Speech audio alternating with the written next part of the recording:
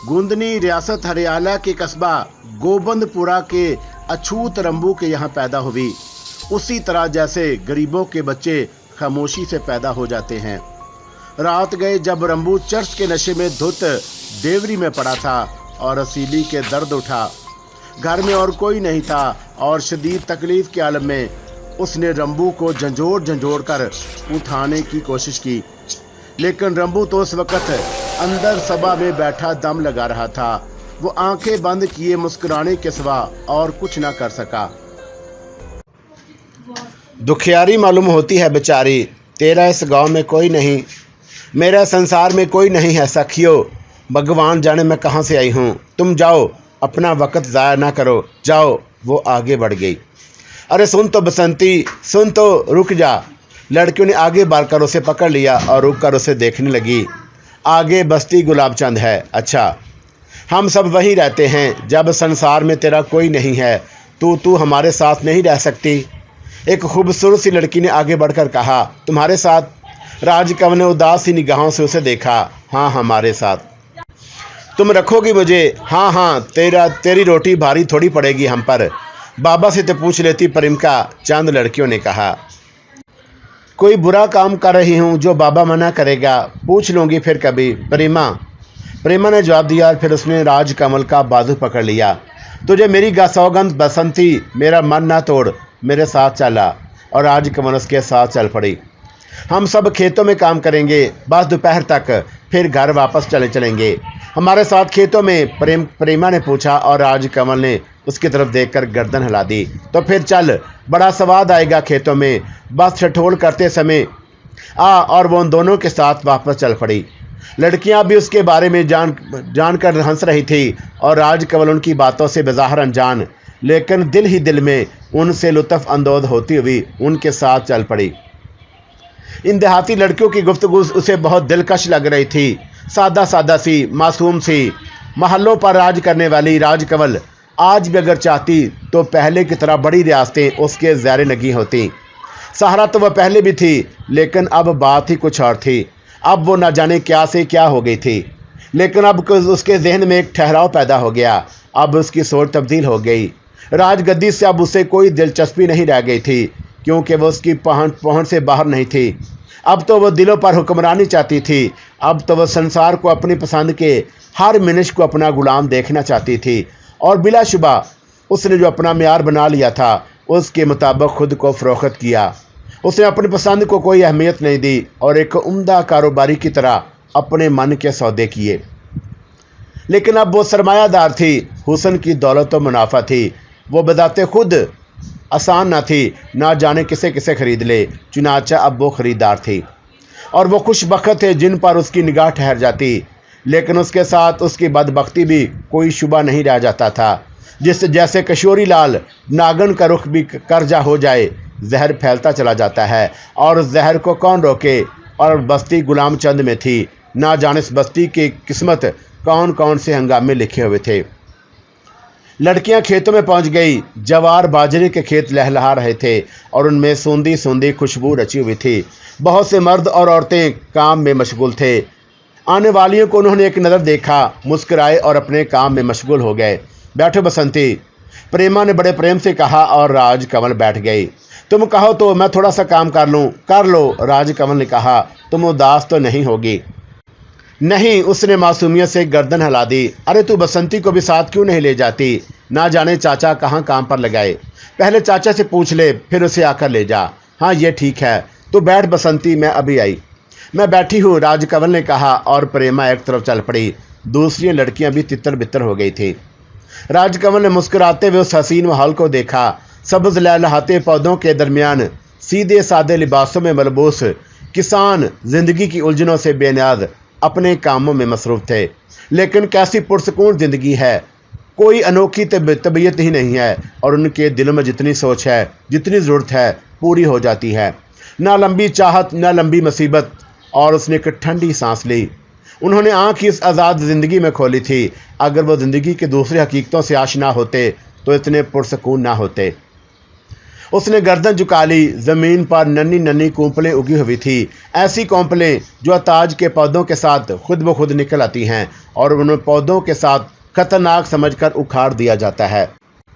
उन कोंपलों ने भी जमीन के सीने को माँ की आगोश समझकर उसे सर उभारा है। उनके चेहरों पर भी वही मासूम मुस्कुराहट है, लेकर वो मुस्तकबल ना आशना हैं। उन्हें क्या मालूम कि अब भी कितनी आंखें उन्हें देखकर कहर में डूब गई हैं। राजकमल ने एक और गहरी सांस ली और फिर वो उछल पड़ी। कोई आहनी शिकंजा पीछे से उसकी गर्दन पर आ टिका था। उसने राजकमल की गर्दन दबोच ली, इतनी मजबूती से कि राजकमल घूम भी ना सकी। अरे अरे ओ हरामजादी, बैठी बैठी क्या कर रही है? काम नहीं करेगी क्या? और तुम्हारी गर्दन तोड़ दूंगा यहीं से, बोल तोड़ दूं। करखत आवाज़ थी और फिर राजकमल की नाजुक गर्दन उसे के शिकंजे में बुरी तरह दुख रही थी। उसने हाथ पांव मारे और आहनी पंजे वाले ने उसे खड़ा कर दिया। बोल क्या बात है? सब काम पर लग गए और तू? और इस बार उसने राजकमल का चेहरा सामने किया और उसकी आवाज़ बंद हो गई। बड़ी बड़ी हसीन और मासूम आंखों वाला, स्याह घंघू पाले बालों वाला, स्याह घनी मूंछों वाला, दूध जैसे सफ़ेद रंग का मालिक और शेर जैसे चौड़े सीने का मालिक जिस पर स्याह बाल बिखरे हुए थे, उसके सामने था। राजकमल उसे देखती रह गई और वो खुद उसकी बड़ी बड़ी आंखों में ऐसी हैरत थी जैसे बयान नहीं किया जा सकता। वो एक कदम पीछे हट गया। राजकमल अपनी गर्दन मसल रही थी। गर्दन दुखा दी मेरी और वह जमीन पर पांव मारकर बोली, अरे अरे। नौजवान जल्दी से कई कदम पीछे हट गया और वो अभी अहमकों की तरह मुंह फाड़े राजकमल की शक्ल देख रहा था। पहले गर्दन तोड़ दी और अब कौन है तू? मैं तुझे नहीं जानता। मेरे फिर वैसे ही गर्दन पकड़ी थी। राजकमल उसे शिकायती निगाहों से देखा। मैं तो समझा था कि लखवती है, भगवान की सौगंध, मैं समझा था कि लखवती है, वो कहते हुए पीछे हट रहा था और फिर वो पलटकर ऐसा भागा। राजकमल लोटपोट हो गई। कैसा हसीन, कैसा मासूम, उसने सोचा और उसकी आंखों में एक अजीब सी कफियत उभर आई। गाँव के नौजवान, हमने तुझे पसंद कर लिया, वो आहिस्ता से बोली और उसी वक़्त प्रेमा आ गई। बसंती बसंती इधर आ रही, क्या सोचा जाए है? कुछ नहीं प्रेमा, राजकमल ने उदास लहजे में जवाब दिया। अब मेरे साथ चल, राहट चलाएंगे, आज चाचा ने यही काम मेरे सुपुर्द किया है। चलो, राजकमल ने कहा और फिर वो उठकर प्रेमा के साथ चल पड़ी। रट चलाने का काम भी बहुत दिलचस्प था। राजकमल उसमें पूरी दिलचस्पी ले रही थी और उसकी आंखों ने कई बार उस गबरू नौजवान को तलाश किया था। प्रेमा काफ़ी देर तक काम करती रही और फिर राजकमल के पास आ बैठी। बसंती, उसने बड़े प्यार से पुकारा। हूँ, राजकमल आहिस्ता से बोली। तूने मुझे अपने सखी माना है कि नहीं? क्यों नहीं? तो फिर मुझे अपने बारे में बता दे। अपने बारे में? हाँ, मन का दुख कह डाल बसंती, मन हल्का हो जाता है। मैं तेरी सखी हूँ। तू इतनी सुंदर है कि मेरा मन तुझे बहुत चाहने लगा है कि मैं तेरे साथ कभी जीत धोखा नहीं करूँगी बसंती। अरे नहीं प्रेमा, मैं सोच भी नहीं सकती कि तू मेरे साथ धोखा करेगी। राजकमल उसकी गर्दन में बाहें डालते हुए कहा। तब तू मुझे अपने बारे में बता दे। मेरी कहानी बड़ी दुख भरी है प्रेमा, क्या बताऊं? राजकमल ने भराई हुई आवाज़ में कहा। सखियां दुख बांटने के लिए होती हैं बसंती, तू कह डाल। अपने मन का रोग, मन ही हल्का हो जाएगा, प्रेमा ने बड़े खलूस लहजे में कहा और राजकमल उसे देखने लगी। माता पिता बचपन में मर गए थे, उसने एक सिसकी लेकर कहा। हाय राम, प्रेमा दुख से बोली। रिश्ते के चाचा ने पाला पोसा, मगर चाची बड़ी जालिम थी, एक आंख नहीं देखती थी। बड़े जुल्म किए उसने मेरे ऊपर और फिर अपनी बला टालने के लिए जब मैं 9 साल की थी उसने मेरा विवाह कर दिया। हरचन्ना की उम्र उस समय 13 साल की थी। बड़ा ही निकम्मा, बड़ा ही कामचोर था वो बचपन से ही, और चाची की बला टल गई और मैं हरचन्ना के घर आ गई। बस दिन रात काम कराती थी मुझसे मेरी सास। हरचन्ना कुत्तों को कोई परवाह नहीं थी। हमारे बड़े होने का इंतज़ार किया जा रहा था, मगर उसके लक्षण रोज़ से रोज़ ख़राब होते गए और वो दारू पीता और फिर वो डाके भी मारने लगा। बहुत दिनों तक गांव वालों को पता ही नहीं चल सका, लेकिन फिर एक रात हरचन्ना ने अपने ही गांव के मुखिया के यहाँ डाका डाला। उसने मुखिया को गंडे से 2 टुकड़े कर दिया, मगर मुखिया के 2 बेटों ने उसे पकड़ लिया और उसकी शक्ल देखकर वो हैरान रह गए। फिर हरचन्ना को जेल भेज दिया गया और उस पर मुकदमा चला और उसे सज़ा हो गई।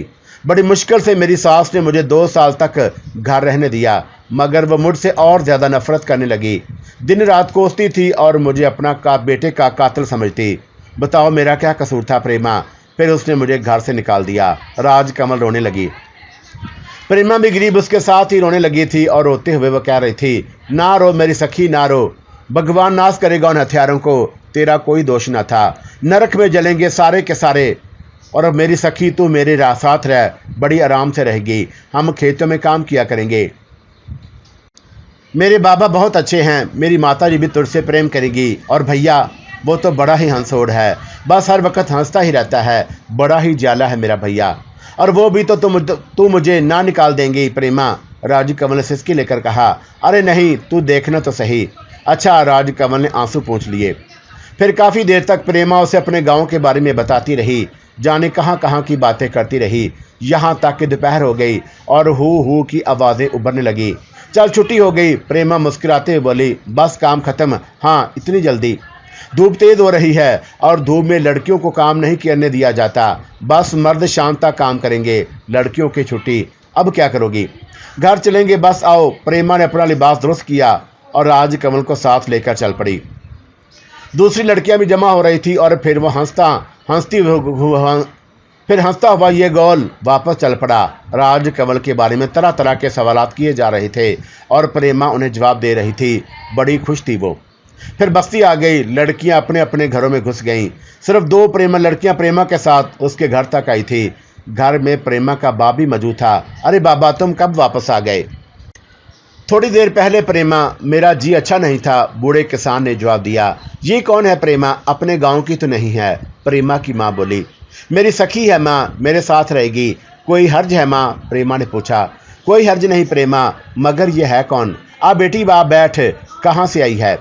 मैं तुम्हें इसकी कहानी सुना दूंगी मां, बड़ी दुखी है बेचारी।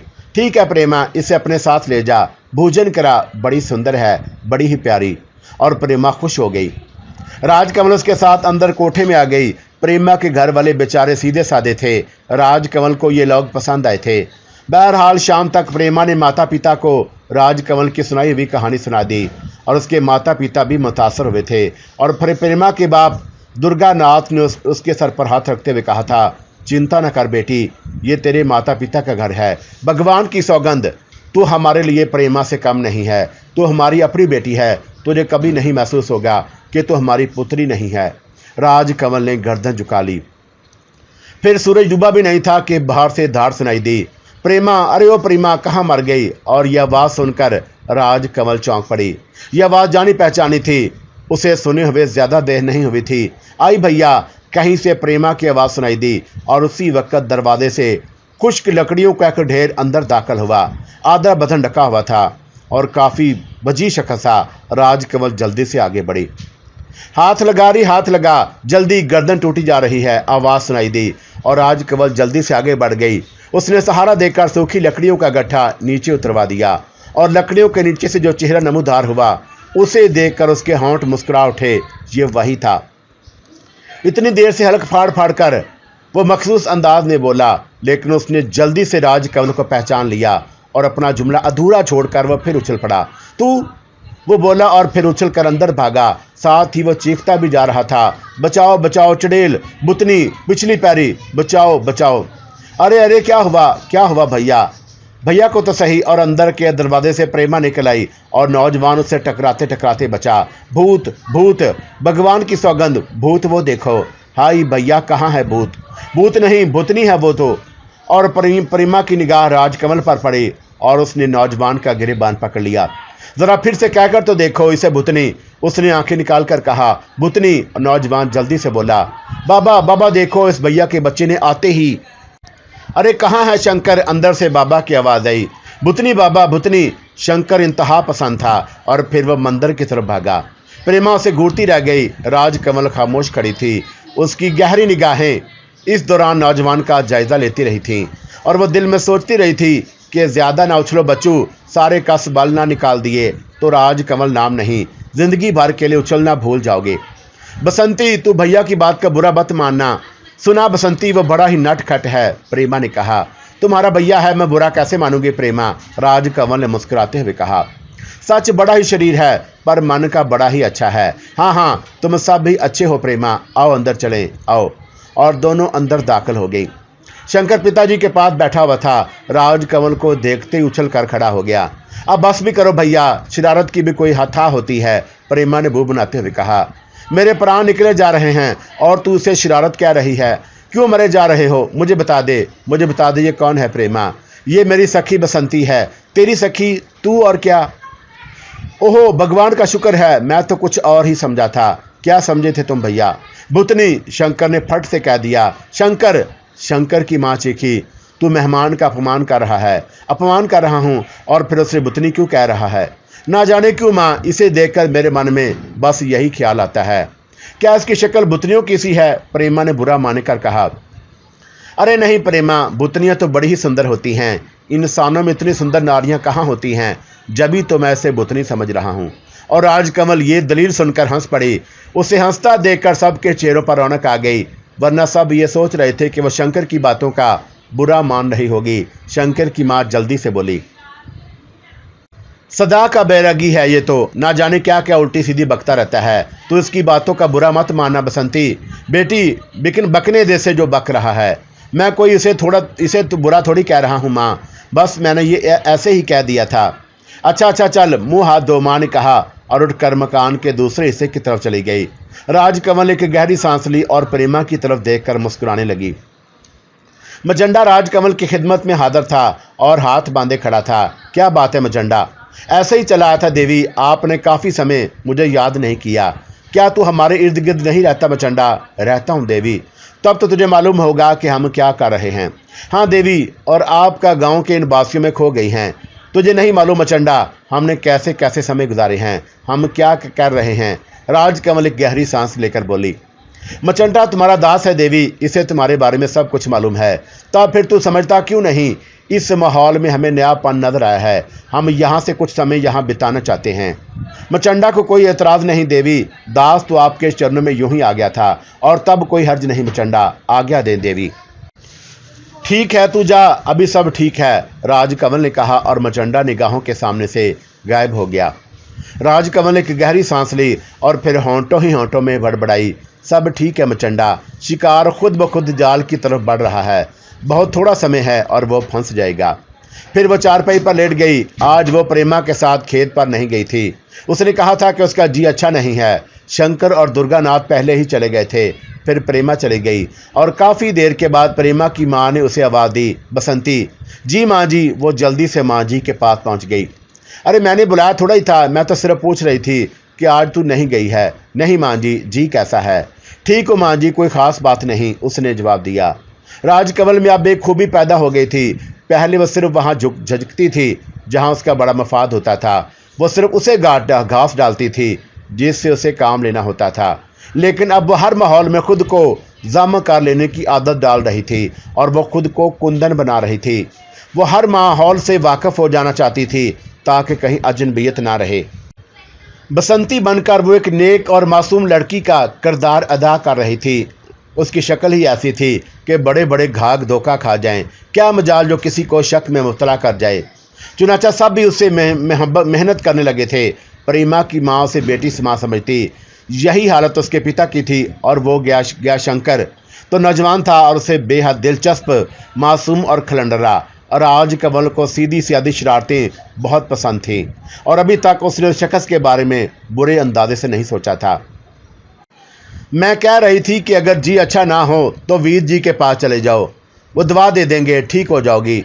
नहीं माँ जी, इसकी ज़रूरत नहीं है, मुझे ज़रा प्रोई के घर जाना है, माँ जी ने कहा। चले जाइए माँ जी, उसकी छोटी बेटी का विवाह है, धान काट रहे हैं और मुझसे कहा था कि बड़ी अच्छी है बेचारी, हर एक के दुख सुख की साथी है। मैं ना जाऊँगी तो सुनकर दुख हो जाएगा उसका। चले जाइए माँ जी, तू अकेली क्या करेगी? मैं बच्ची तो नहीं हूँ कि डरूंगी, वो मुस्कुरा कर बोली। अच्छा तो फिर बस चली जाऊँ? हाँ माँ जी, उसने कहा और लैला देवी चली गई। अब वो घर में थी और शायद उसे अकेला देखकर ही मचंडा उसके पास आ गया। राजकमल देर तक बिस्तर पर लेटी रही और फिर अचानक उसके ज़हन में एक ख्याल आया और वो चौंक पड़ी। ओहो, और उसने दिल ही दिल में कहा और फिर उसने मचंडा को आवाज़ दी, मचंडा। दूसरे लम्हे वो मौजूद था। देवी, उसने सर झुकाकर कहा। शंकर क्या कर रहा है? राजकमल ने पूछा। मचंडा सिर्फ चंद समात खामोश रहा, फिर बोला, अनाज छप्पर छेड़ रहा है, दूसरे लोग भी उसके पास मौजूद हैं। हाँ देवी। तब मचंडा, मैं शंकर को यहाँ चाहती हूँ, अभी आ जाएगा ससुरा। ये कौन सी बड़ी बात है? सुनो तो, और किसी को उसके वहां से आने का इल्म ना हो, और तुम उसे जबरदस्ती यहाँ नहीं लाओगे। राजकमल ने मचंडा की शक्ल देखते हुए कहा। फिर देवी, बस उसके मन में खुद ये बात आए, वो अपनी मर्जी से यहाँ आए। ऐसा ही होगा देवी, आप चिंता न करें, मचंडा ने कहा और निगाहों से उज्जवल हो गया। राजकमल जल्दी से उठी। उसने मुंह हाथ धोया, बाल संवारे। मेकअप करने के लिए कोई सामान मौजूद नहीं था, इसलिए उसने उन्हीं पर इक्तफा किया और फिर वो शंकर का इंतजार करने लगी। शंकर को आने में ज्यादा देर न लगी और वह कुछ उलझा उलझा वसा था। माताजी, उसने दालान में आकर पुकारा और राजकमल अपने कमरे से निकल आई। शंकर उसे देखकर हकीकी मायनों में सहम गया था। माताजी तो नहीं है शंकर, राजकमल ने नरम लहजे में कहा। ओहो बसंती, क्या बात है शंकर, माताजी कहाँ गई हैं? कहीं गई हैं, आओ आओ ना, अंदर आओ। और वो आगे, वो घर में तुम्हारे सिवा कोई नहीं है। नहीं, राजकमल मुस्कुराई। तो मैं जाऊं? वो अहमकों के अंदाज में बोला। नहीं, राजकमल ने जवाब दिया। उसकी आवाज़ में दावत थी। नहीं जाऊं? बिल्कुल नहीं, मगर तुम अकेली हो और भुतनी हूं, तुम्हें खा जाऊंगी। क्यों? राजकमल ने आगे बढ़कर कहा और उसका हाथ पकड़ लिया और शंकर का सफ़ेद चेहरा सुर्ख हो गया। उसके होंठों पर मुस्कुराहट फैल गई। अरे नहीं, वो तो मैं मजाक में कहता हूँ। अच्छा, राजकमल ने एक गहरी सांस ली। तो मैं भुतनी नहीं हूँ।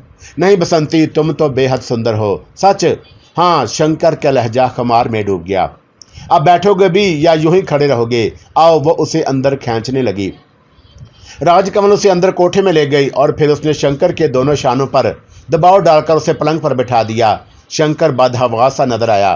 तुम सचमुच इस तरह घबरा रहे हो जैसे मैं भुतनी हूं, राजकमल ने कहा। डर नहीं रहा, भगवान की सौगंध। फिर बस यूं ही न जाने कैसा लग रहा है, शंकर ने कहा और राजकमल समझ गई कि उसे कैसा लग रहा है। और वो अंदर से कुछ और थी। ज़माने भर की खिलाई खिलाई औरत और सादा सा देहाती नौजवान, भला उसके सामने क्या हैसियत रखता है? खेत से कैसे चले आए? यूं ही, बस यूं ही, शंकर ने कहा। माँ जी से कोई काम था? बिल्कुल नहीं, बिल्कुल नहीं। अब जाऊं? परेशान क्यों हो रहे हो शंकर? क्या मेरी शक्ल इतनी ही बुरी है? नहीं बसंती, भगवान की सौगंध, तुम तो बहुत सुंदर हो। तो फिर मुझसे इतना घबराते क्यों हो? नहीं बसंती, भगवान की सौगंध, तुम्हें तो देखकर शांति मिलती है। जब से तुम आई हो मैं बहुत खुश रहने लगा हूँ। सच? राजकमल उसके नज़दीक हो गई। भगवान की सौगंध बसंती, शंकर ने जाने किस तरह हिम्मत करके उसके दोनों हाथ पकड़ लिए और राजकमल उसके पास बैठ गई। उसने अपनी ठोड़ी शंकर के कंधे पर रख दी। मैं भी तुम्हें चाहती हूँ शंकर, मैं भी तुमसे प्रेम करती हूँ। सच बसंती? शंकर ने उसका चेहरा दोनों हाथों में ले लिया। हाँ शंकर। राजकमल झुकी और उसने शंकर की आंखें चूम ली। शंकर ने दीवाना वार उसे अपने बाजुओं में दबीच लिया और फिर उसके अंदर का मर्द उभर आया और राजकमल के बदन की हड्डियां कड़कड़ाने लगी। लेकिन फिर उसके कानों में मजंडा की सरगोशी उभरी। लैला देवी घर आ रही हैं। देवी, क्या मैं उसे रोक दूं? ओहो, राजकमल ने मखमूर आवाज में कहा। इसे रोक दो देवी। किस तरह रोकेगा? टांग तोड़ दो सुसरी की। नहीं, इस समय नहीं, आने दो उसे। क्या कह रही हो बसंती? शंकर ने उसे अपने बाजों में कसते हुए कहा। माँ जी जल्दी आने को कह गई थी, वो आ रही होंगी, राजकमल ने कहा और शंकर उछल पड़ा। फिर मैं जाऊं? हाँ, अब जल्दी से निकल जाओ। और सुनो शंकर। शंकर ने मुजम्मल आवाज में कहा। मकान के पिछवाड़े खलियान में। हाँ, रात को वहीं मिलेंगे। रात को? शंकर ने फंसी फंसी आवाज में कहा। हाँ, तुम वहां पहुंच जाना। मैं पहुंच जाऊंगा बसंती, तुम जरूर आओगी ना? जरूर। अच्छा, मैं चलता हूं, शंकर ने कहा और फिर वह तेजी से बाहर निकल गया। राजकमल की अंग अंग से मसरत फूट रही थी। वो घर की सफाई में मसरूफ हो गई और फिर उसने मचंडा को आवाज दी। देवी, मचंडा हाजिर हो गया। फुर्ती से घर के सारे काम कर दे। घर चमक उठे। और हाँ,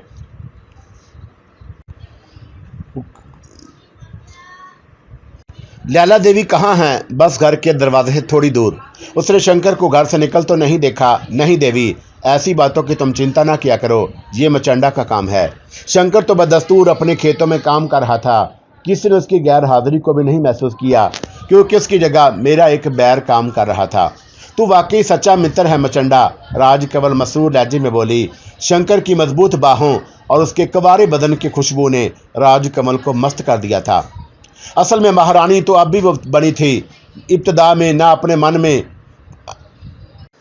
असल में महारानी तो वो अब बनी थी। इब्तदा में अपना मनपसंद मर्द हासिल करने में उसे कितनी दुश्वारियों का सामना करना पड़ता था, तवील अरसा दरकार होता था। लेकिन सही महीनों में अब वो मशीनी दौर में दाखिल हो गई थी। बस कील दबाओ, हर काम रेडीमेड। उसने मसरूर निगाहों से अंदर दाखिल होती हुई लैला देवी को देखा। लैला देवी भी घर में कदम रखते ही ठठक गई थी। घर का हुलिया ही बदल गया था, हर चीज साफ सुथरी और चमकदार। अरे बसंती, ये सब क्या है? तू मेरे जाते ही काम में लग गई थी। हाँ माँ जी, मैं तुम्हारे जाते ही काम में लग गई थी, राजकमल मुस्कुराते हुए बोली। मगर क्यों? अकेली क्या करती माँ जी? मगर बेटी, तेरा तो जी भी अच्छा नहीं था, लैला देवी मोहब्बत से बोली।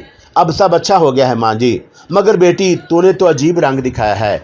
इससे पहले इस घर की ऐसी हालत नहीं बदली थी, तूने इसकी शक्ल ही बदल दी। बड़ी सुगर बेटी है। बड़े बदनसीब थे वो लोग जिन्होंने तेरी कदर नहीं की। राजकमल ने गर्दन झुका ली और दिल ही दिल में वो हंस रही थी। तुम कदर करो माँ जी, वो फल मिलेगा जिसे हमेशा याद रखोगी, वो सोच रही थी। लेकिन फिर उसने एक और बात सोची। इस खानदान में किसी ने उसके साथ बुरा सलूक नहीं किया। अगर उसने ऐसी कोई बात नहीं की जो मेरी तबीयत पर नागवार गुजरी, तो मैं उसे सचमुच फल देकर यहाँ से जाऊंगी। चल अब आराम कर, थक गई होगी बुरी तरह, माता जी ने हमदर्दी से कहा। और उस रोज माता जी उसकी बड़ी ही ममनून रही। शाम को बाबा और शंकर आए तो उसने उनसे भी राजकमल की बड़ी तारीफ की। हाय बसंती, तुझे इतनी मेहनत करने की क्या जरूरत थी? मैं खुद ही तेरे साथ सफाई में शरीक हो जाती। क्या हो गया प्रेमा, घर का सारा काम कर लिया तो कौन सी बड़ी बात हो गई? ये मेरा भी तो घर है। 100 बार है, मगर इन फूल से हाथों से ऐसे काम थोड़े ही करवाऊंगी। प्रेमा ने उसके हाथों को चूमते हुए कहा। गर्द बहुत सी बातें हुई। अलबत्ता शंकर जी की हालत खराब थी, सामने ही नहीं आ रहे थे, सहमे हुए थे और राजकमल को उसकी हालत पर हंसी आ रही थी। रसोई से निकलते हुए उसे टकराव हो गया था। शंकर सहम गया था। शंकर, राजकमल ने उसे आवाज दी। वो फंसी फंसी आवाज में बोला।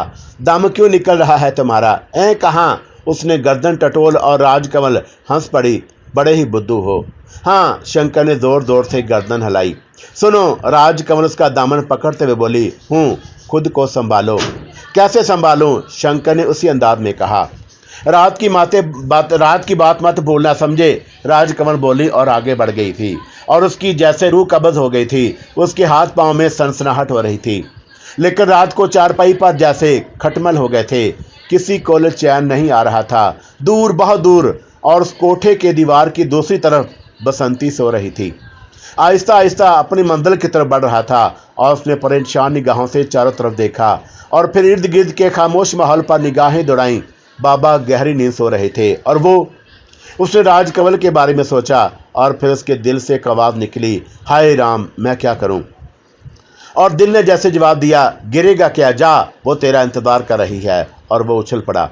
वो उस खामोश रात में मकान के पिछवाड़े खलियान में खड़ी मेरा राह तक रही होगी। और कैसी नाजुक सी तो है वो। डर नहीं लग रहा होगा उसे, वो तो सिर्फ मेरे लिए। और शंकर चारपाई पर उठ बैठा। चारपाई आहिस्ता से चूं बोली और वो उछल कर खड़ा हो गया। उसने सहमी हुई निगाहों से बाबा की तरफ देखा, लेकिन बाबा गहरी नींद सो रहा था। उसे लगा जैसे बाबा ने उसकी चोरी पकड़ ली हो और उसका भेद जान लिया हो और अब वो मकर किए पड़ा हो ताकि जूं ही वो जाए उसे पकड़ ले। शंकर कई मिनट तक साकत खड़ा और फिर जब उसे यकीन हो गया कि उसका बाबा गहरी नींद सो रहा है, तो उसने भी कई गहरी गहरी सांसें ली। अब क्या करूं? उसने खुद से सवाल किया। देख तो लूं कि बसंती गई भी है या नहीं। अगर वह चली गई है तब तो। और उसका दिल जोर से धड़का। फिर वो परेशानी के आलम में बड़े कोठे की तरफ बढ़ गया। कोठे के बराबर से निकलने वाली नीली सी गली से गुजरकर वो कोठे के अकबे पहुंच गया। यहाँ चारों तरफ प्रेमा और माता जी सो रही थी। तीसरी चारपाई पर देखकर उसका दिल हल्क में आ गया। तीसरी चारपाई खाली थी तो वो गई। उसने आहिस्ता से कहा और फिर ना जाने उसकी तरफ उसके मन में क्या समाई। वो तेजी से पलटा और दरवाजे की तरफ चल पड़ा। दरवाजे की तरफ बढ़ते हुए उसे बाबा का ख्याल भी नहीं रहा था और जिसने उसी वक्त कराह बदली थी और जब वो उसके पास से गुजरा था, अब उसे बसंती के किसी का ख्याल नहीं था। और गलियों में रात को जागने वाले कुत्ते भी कहीं सो गए थे, एक भी तो ना भौंका। और वो तेज तेज कदमों से मकान के पिछवाड़े पहुंच गया। चांदनी में उसकी निगाहें बसंती को तलाश कर रही थी, लेकिन बसंती मौजूद ना थी।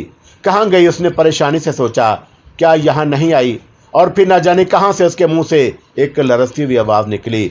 बसंती, बसंती, तुम कहाँ हो? और अचानक अकब से 2 नर्म हाथ उसकी आंखों पर आ जमे। गुदा सीने के सख्तियों से उसकी पुश्त पर गुदगुदी होने लगी और वो उछल पड़ा। डर गए। राजकमल खिलखिलाकर हंस पड़ी। बसंती मैं वो फूले हुए सांस के साथ बोला।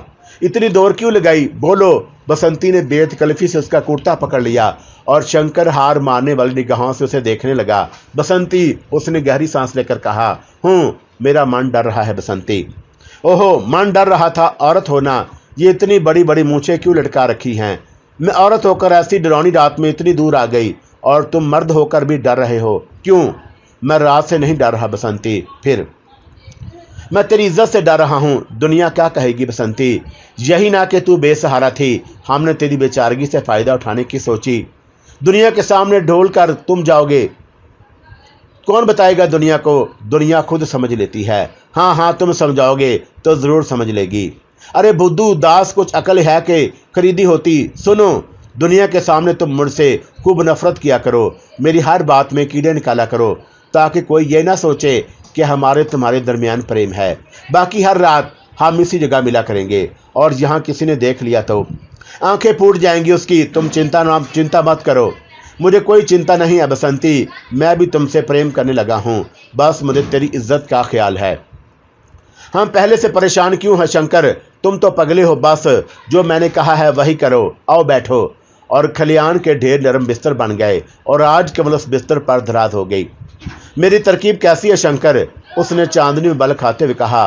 बहुत अच्छी। शंकर की आवाज़ कांप रही थी। कल से इस पर अमल करोगे? हाँ।